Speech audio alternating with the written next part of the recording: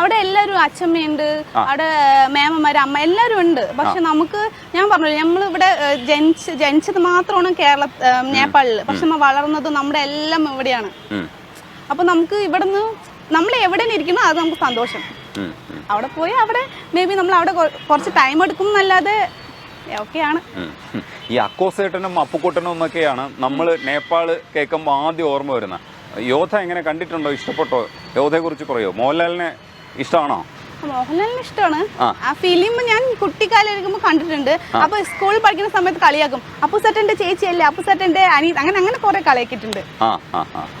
അത് വെച്ചിട്ടായിരുന്നു കമന്റ് പറഞ്ഞുകൊണ്ടിരുന്ന ആൾക്കാർ. ഇപ്പോഴും നമ്മൾ ഇൻസ്റ്റാഗ്രാമിൽ എന്തെങ്കിലും റീൽസ് ഒക്കെ ഇട്ടാ പറയണത് ഡോൾബി അമ്മായി. പക്ഷെ കേട്ട് കേട്ടിട്ട് ഇനി ഹിറ്റായ റീലിനെ കുറിച്ച് പറയാൻ നമുക്ക്. അവരൊക്കെ പണിക്കാരാണ് അല്ലേ? പണിക്കാരെ പിന്നെ പണിക്കാരെന്നല്ല എന്ത് പറയും അല്ലേ? അത് യഥാർത്ഥത്തിൽ എന്താ സംഭവിച്ചത്? സംഭവം ഞങ്ങള് കുറച്ച് വീഡിയോ ഷൂട്ട് ചെയ്യാൻ പോയി. ആ സമയത്ത് എൻ്റെ അടുത്ത് പറഞ്ഞു കുറച്ച് എരുമകളൊക്കെ ഇങ്ങനെ ഇരിക്കണ്ടായിരുന്നു.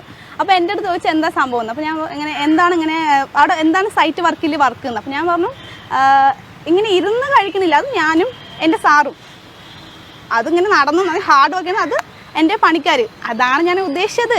പക്ഷെ അവര് എടുത്തത് വേറെ രീതിയിലാണെങ്കിൽ ഒന്നും ചെയ്യാൻ പറ്റില്ല. അതിനുശേഷം അപ്പുറത്ത് ചേട്ടനോട് ചോദിക്കുന്നുണ്ടായിരുന്നു, അത് ഒരാൾ കമന്റ് അടിച്ചിട്ടുണ്ടായിരുന്നു, നീ എങ്ങനെ പണിക്കാരെന്ന് പറയും.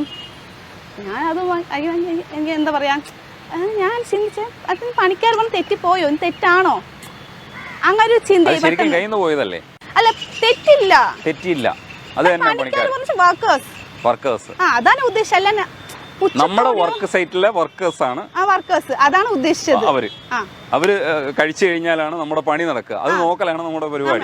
നമ്മൾ ഞാൻ സൈറ്റ് എഞ്ചിനീയർ കാരണം ഞാനും എന്റെ സാറും ഒക്കെ നോക്കും അവർ വർക്ക് ചെയ്യുന്നുണ്ടോ, പ്രോപ്പറായി നടക്കുന്നുണ്ടോ. അപ്പൊ അവര് കഷ്ടപ്പെട്ട് ഇങ്ങനെ കല്ലൊക്കെ തൂക്കി എംസാൻഡൊക്കെ തൂക്കി വർക്ക് ചെയ്യുന്നു, അതാണ് ഞാൻ ഉദ്ദേശിച്ചത്.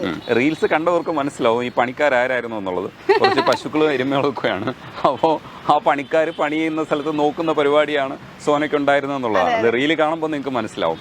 പിന്നെ ഉള്ളത് ഈ ആൾക്കാരൊക്കെ ഈ പുറകെ വന്നിട്ട് ഓരോ കാര്യങ്ങൾ പറയുമ്പോഴും ഈ നേപ്പാളി ആയതുകൊണ്ട് എന്തെങ്കിലും തരത്തില് ഒഴിവാക്കലുകൾ ഉണ്ടായിട്ടുണ്ടോ? ഇല്ല, അങ്ങനെ ഉണ്ടായിട്ടില്ല.